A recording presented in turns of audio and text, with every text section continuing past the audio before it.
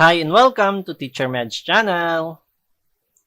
So, sa video na to, pag-uusapan naman po natin yung derivative. Ang derivative po kasi ay fundamental tools ng calculus. Okay? So, ano ba yung derivative? Ang derivative po kasi ay slope. Kung maalala nyo po sa analytic geometry, pag meron tayong line, pwede natin makuha ang slope nitong line.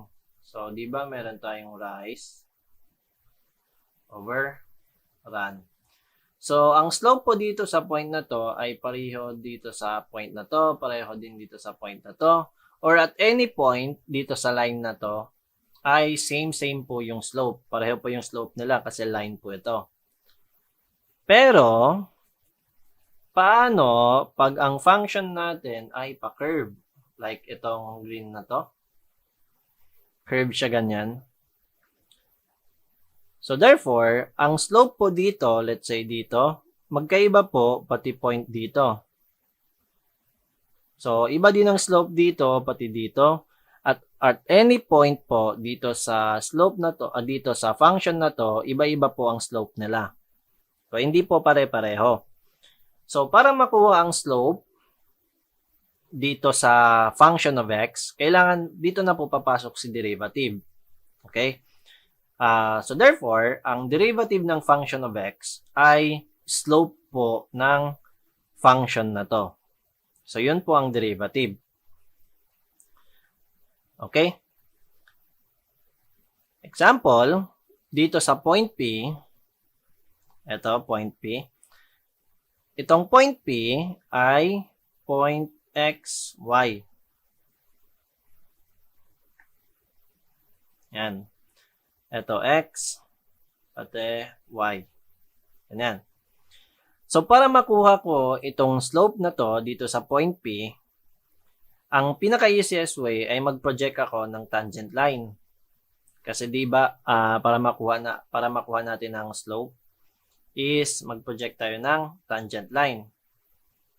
Okay? Yung mission natin is kunin natin ang slope. Kunin natin ang slope ng function of x, okay? So, let's say dito sa point P, mag-project ako ng tangent line. Ito na yung tangent line. Yan. Tapos, maggawa ako another point, let's say, point P prime. So, ang layo nila galing sa y ay change in y. Ang layo naman galing sa x ay change in x. Okay? So, para makuha ko ang slope ng point P, is dapat mag-same ang slope, dapat maging same ang slope ng line P, P prime, pati line P, PT. Okay? Dapat maging same ang slope ng P prime, P, P prime, pati line PT. Okay? So, dapat, kung liitan ko itong change in x na to, change in x, liliit yan siya. Siyempre, mag-change din yung y. Okay? So, kung liliitan ko ito, liliit din to. So, magiging maliit na siya ganyan. So, magtatapat na yung line na P, P prime, pati line PT. So, magiging same na yung slope nila. Okay? So, makukuha na natin yung slope sa function of x. Okay? So, para mas maintindihan, ganito siya. So, di ba, meron akong y is equals to function of x. Okay? Yung independent variable natin is x. Yung dependent variable is y. Okay? So, dito muna tayo sa point P prime. So, ang layo ng P sa point P prime ay galing man dito sa origin, di ba? So, ang layo ng P prime ay y plus change in y. Okay? Ito naman, galing naman sa x, x plus change in x.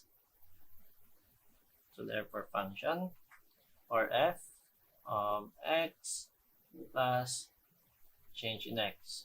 Okay? Yan. So, kunin natin, ilipat natin yung y dun sa kabila. So, ito naging change in y. Natin doon. So, ito ay f of x plus change in x minus y. Okay? Di ba, meron tayong y. Yung y natin is function of x. So, i-substitute natin dito. So, ito naging change in y.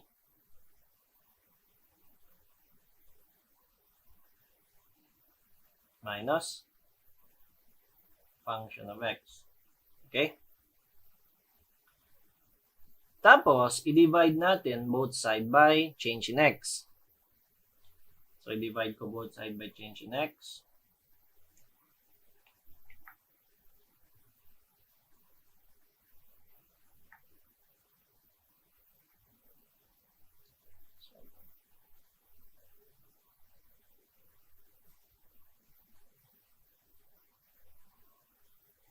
So, ito ay function of x plus change in x minus f of x divided by change in x. Okay? So, dinivide natin both side by change in x. Kasi po, gagamitan natin ng limits. Okay? So, kung makikita nyo, ito yung drawing natin. Para mag-same ang slope ng line P, P prime, pati line PT, para mag-same ang slope nila, dapat yung change in x liitan ko. Okay? So, ito, kung ito, yung point na to, pag makapunta na siya dito sa P, dito sa point na to, itong change in x, liliitan ko. So, ito, liliit na siya pa ganyan. Pag nakapunta na ito doon, same na ang slope ng P, P prime, pati PT. Okay? So, therefore, gagamitan ko ng limit. So, ang limit ay as change in x approaches to 0. Okay? So, ito, nagiging change in x 0.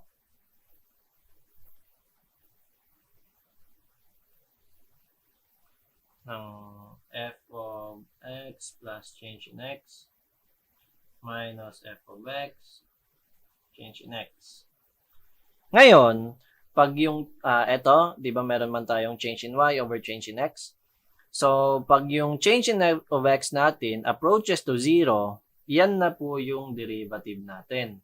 O yung dy over dx. O kaya yung y prime. O kaya yung f prime of x. Okay? And yan. So, ang pagbasa po nito ay derivative of y with respect to x. Okay? So, ulitin ko po Pag niliitan natin yung change of x natin as ito, change of x approaches to 0 na siya kasi ito magtatapat na pati ito. So, approaches to 0 naman yun, di ba? Magiging same na po ang slope ng P, P prime, pati PT. Di ba? So, makukuha natin ang slope ng P. Makukuha natin ang slope dito sa point na to. Okay, so yun na po yung dy over dx. Okay, so pag ganito po na siya, dy over dx na yan as change in x approaches to 0 na. So, derivative na po yun. So, therefore, ang derivative po ng function of x na to ay ito. Dy over dx o kaya y prime o kaya f prime of x. Okay? Para mas lalong maintindihan, example natin.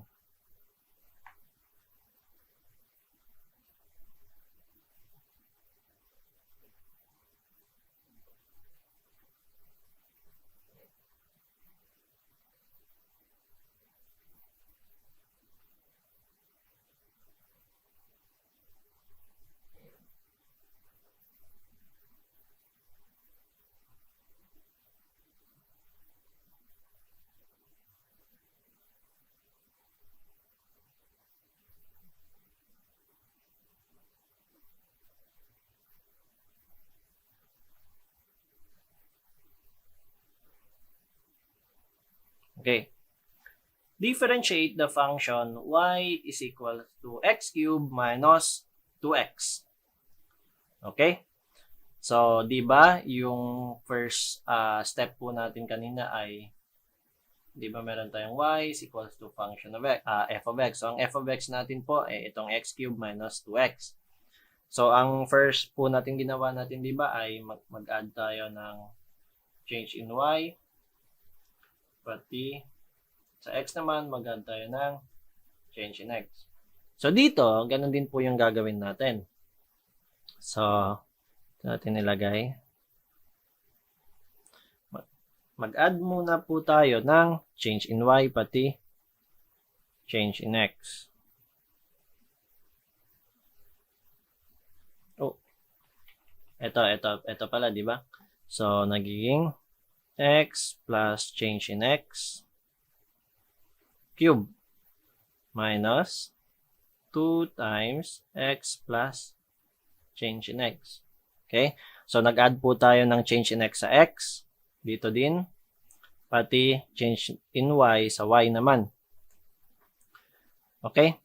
So, ang sunod ginawa natin, yung change in y, nilipat natin sa kabila. Ay, yung y pala, nilipat natin sa kabila. Minus y. So, dito din, ganun din yung gagawin natin. Okay? So, ito, change in y. Lipat natin yung y sa kabila. So, ito x plus change in x cube minus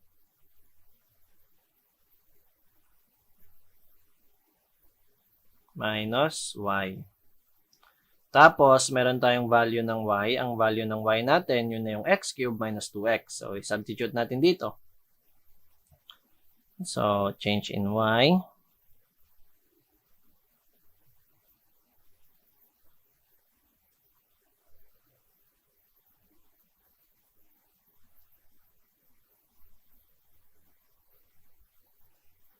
X cube minus 2x.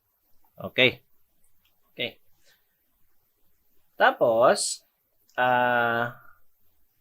i-expand muna natin ito. Okay, yung cube. Erase na natin ito. So, expand muna natin. So, nagiging change in y is equals to, so, ito x cube plus, ito natin gawin para mas lalong maintindihan. So, di ba meron tayong x plus change in x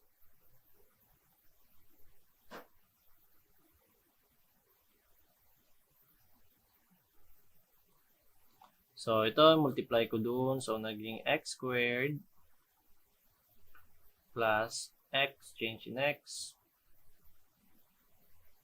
Ito din. So, 2. 2x change in x.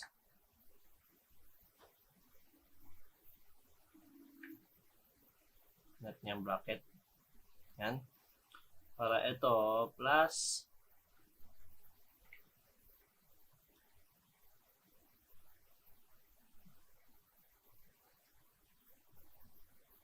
change in x, ganyan yan. Plus change in x squared. Ito naman, multiply doon. So, squared sila. So, x plus change in x. So, ito, multiply ko doon. So, x cube. Naman, multiply ko doon. So, plus x squared change in x. Ito ay multiply ko. So, plus 2x squared change in x. So, multiply ko doon. So, plus 2x change in x squared. Ganyan. Ito naman, plus x change in x squared. Tapos, yung last naman ay cube na. Ganyan. So, isulat natin dito. So, ito x cube. I-add na natin ito. So, plus 3x squared change in x. Ito din.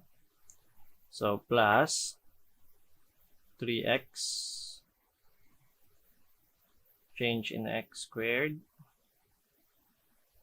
So, yung last naman, plus change in x cubed.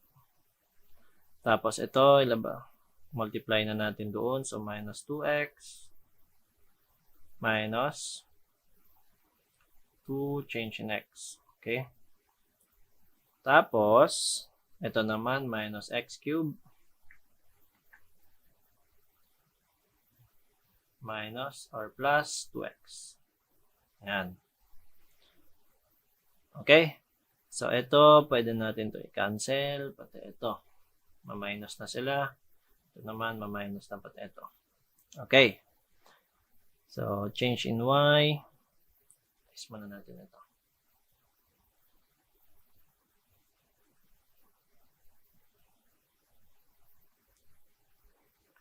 Equals to. Rewrite lang natin. Ito.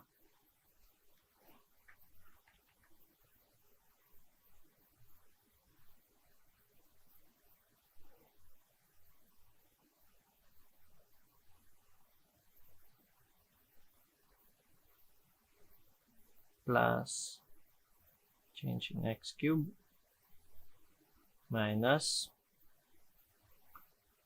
2 change in x. Yan.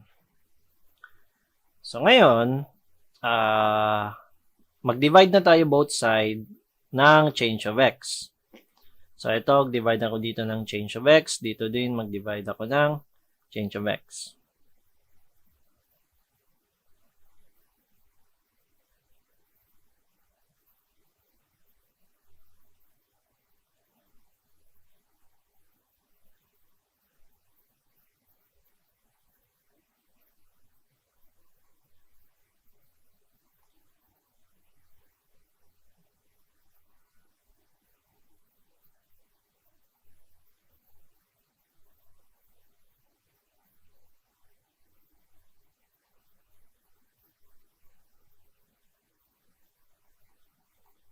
Okay, divide by change of x.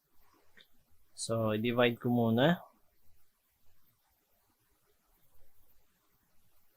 So, ito, nagiging 3x squared na lang. Ito, nagiging 3x plus change in x. Ito naman, plus change in x squared na lang. So, ito, minus 2 na lang. Okay? Ngayon, gamitan ko na ng limits as change in x approaches to 0. So, ito, nagiging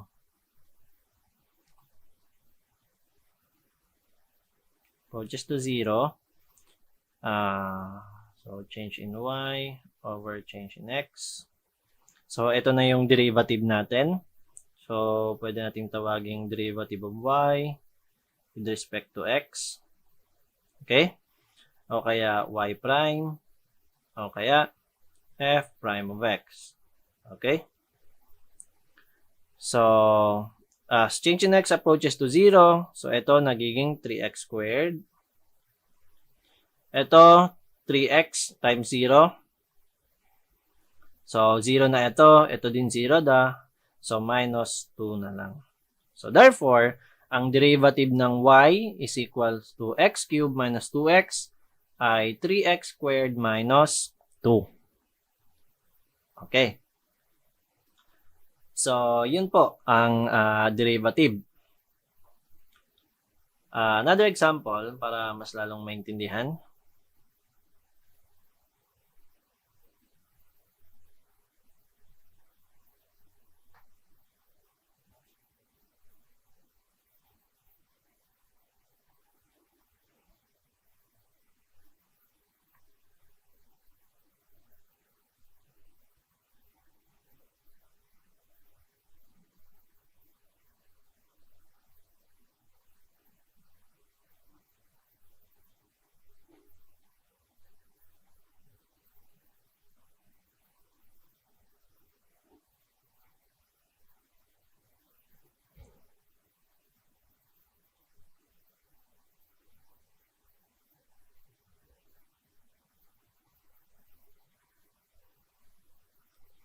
So, find the derivative of function y is equals to x squared plus 3x plus 5. So, yung first step po natin, mag-add muna tayo ng change in x sa x, pati change in y naman sa y.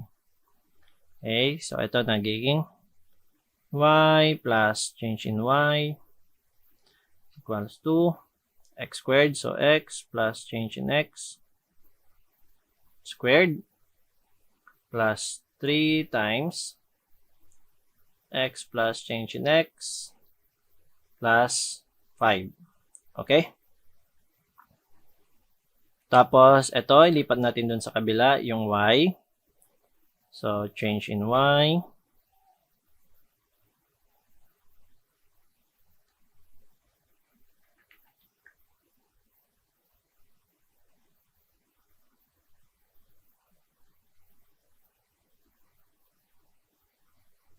So, nagiging minus y.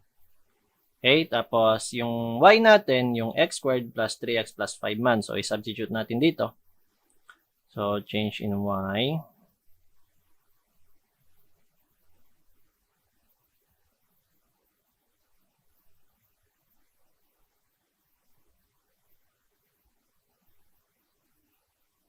Minus x squared 5. Okay. Tapos, expand na natin ito. So, nagiging x squared plus 2x change in x plus change in x squared. Lagay natin ito sa bracket. So, change in x squared. Yan. So, ito nagiging 3x plus 3 change in x. Okay?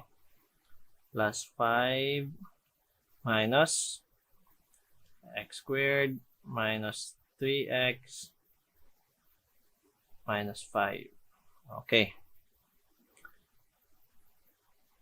Ilabas muna natin. So, ito naging x squared plus 2x change in x plus change in x squared plus 3x plus 3 change in x plus 5 minus x squared minus 3x minus 5. Okay. So, ito, pwede natin to i-minus. Ito, yung 3x din, pati yung 5. Okay? So, yung natitira na lang ay 2x change in x. Pati ito.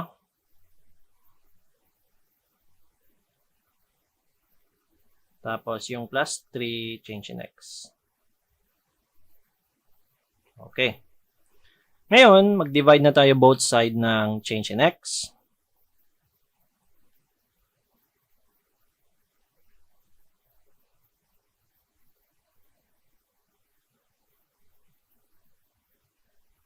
Ayan. So, ito, change in x, change in y pala. Change in x. So, ito, divided by change in x, divided by change in x, so 2x na lang. So, ito, nag-plus change in x na lang. So, ito, plus 3 na lang. Okay? So, ngayon, gamitan natin ang limits as change in x approaches to 0.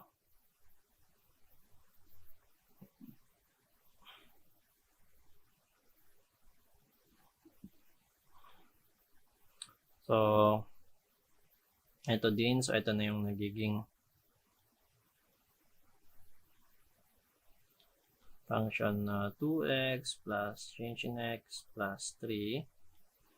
So, ang sagot ay ito naging dy over dx na. So, ito ay 2x plus 3 na lang. So, therefore, ang derivative ng x squared plus 3x plus 5 ay 2x plus 3. Okay. Another example. Yung mahirap-hirap naman konti.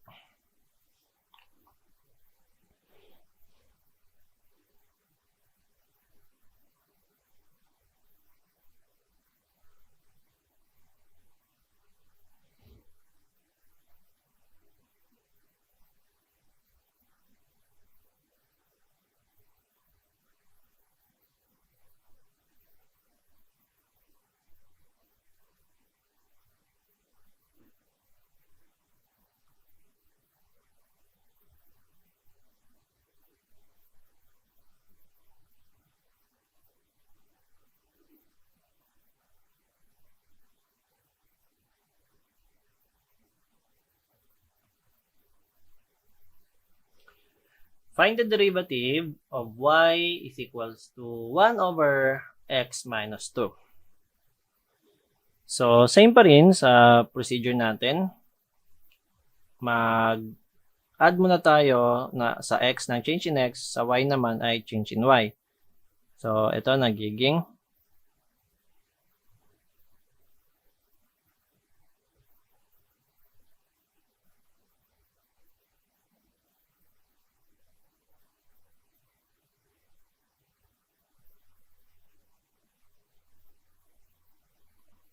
okay.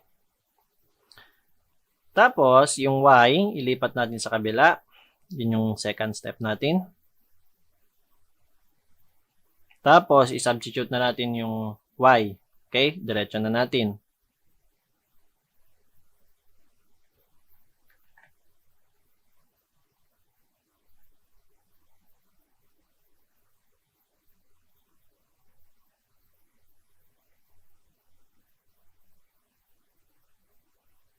Minus 1 over x minus 2. Ganyan. Ngayon, i-combine natin ito. So, cross-multiply. Tapos, yung denominator, i-multiply lang natin. So, change in y. So, x minus 2 minus ito, multiply doon. So, x plus change in x minus 2.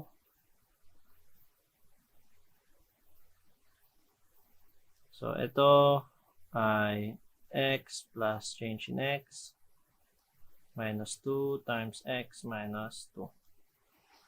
Okay. So, ilabas muna natin sa parenthesis. So, nagiging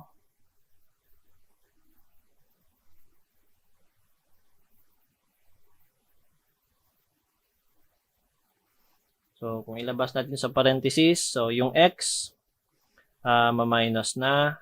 Okay? Kasi x minus x. Yung 2 naman is negative 2. So, ito nagiging plus. So, makancel na din. So, ang natitira na lang is negative change in x. Ganyan.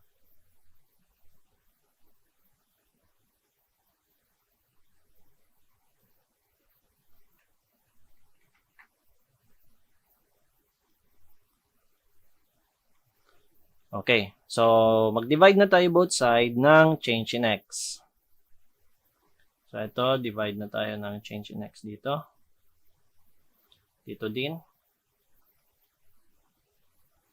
So, therefore, ang nangyayari,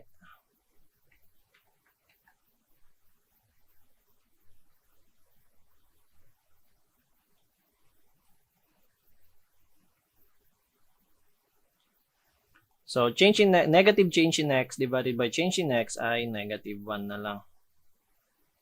So, yung ito, i-rewrite lang natin.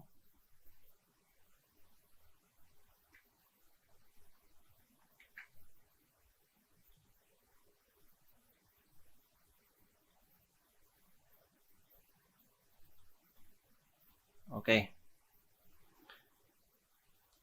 Ganyan. Ngayon, gamitan na natin ng limits. Okay? So, nagiging as change in x approaches to 0,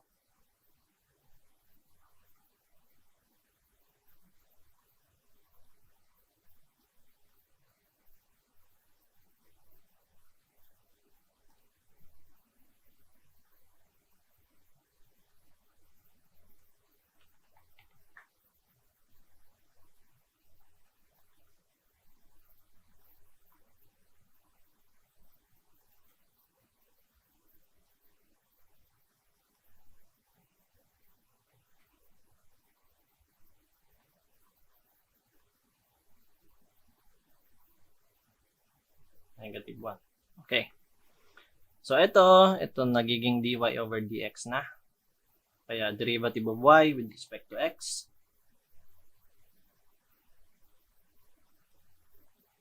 So, ito, change in x approaches to 0. I-plug in na natin yung 0. So, ito, nagiging x minus 2 lang. So, ang answer ay negative 1 over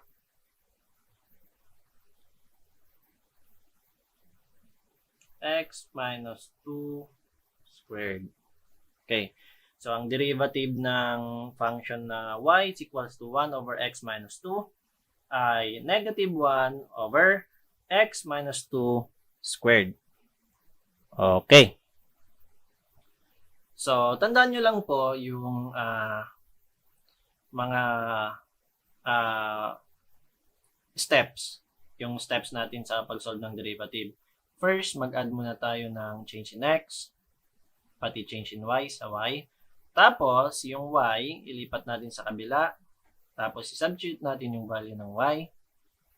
Tapos, i-simplify natin. Pag wala na tayong ma-simplify, mag-divide na tayo ng change of x. Okay? Tapos natin mag-divide ng change of x, gamitan natin ng limits na as change in x approaches to 0 para makuha natin ang derivative of y with respect to x. Okay? So, ito na po yung slope sa function na 1 over x minus 2. Okay? Let's say, meron tayong value na x. Let's say, ang value ng x natin, let's say, ito, ipahanap yung derivative at x is equals to 1. Sample, no? Pag binigyan tayo ng point, so, at x equals to 1. So, i-substitute lang po natin dito.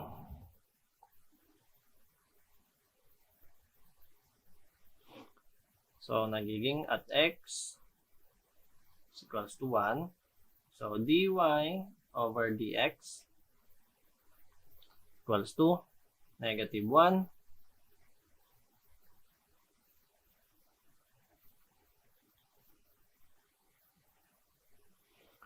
over 1 minus 2 squared. So, dy over dx equals to ito ay negative 1. So, 1 minus 2 is negative 1. So, squared. So, ang answer ay negative 1. So, therefore, ang slope sa x is equals to 1 ay negative 1. Let's say, another point.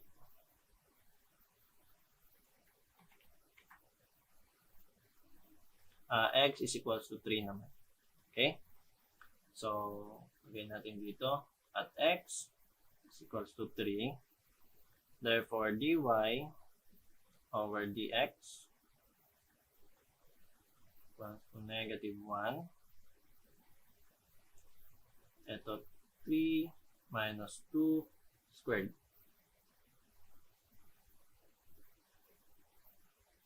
Okay? So, negative 1. Ito, nagiging positive 1. So, squared. So, ang slope pa rin sa x is equals to 3 ay negative 1 pa rin. Okay? So, pareho yung slope sa at x is equals to 1, pati x is equals to 3. So, i-try nyo naman sa ibang point naman. Nagkataon lang na pareho yung slope sa x is equals to 1, pati x is equal to 3. So, kayo naman mag-try sa ibang point naman. Kaya mag-solve kayo ng another function para makuha yung derivative. Okay? So, yun lang po ang derivative. So, bye now!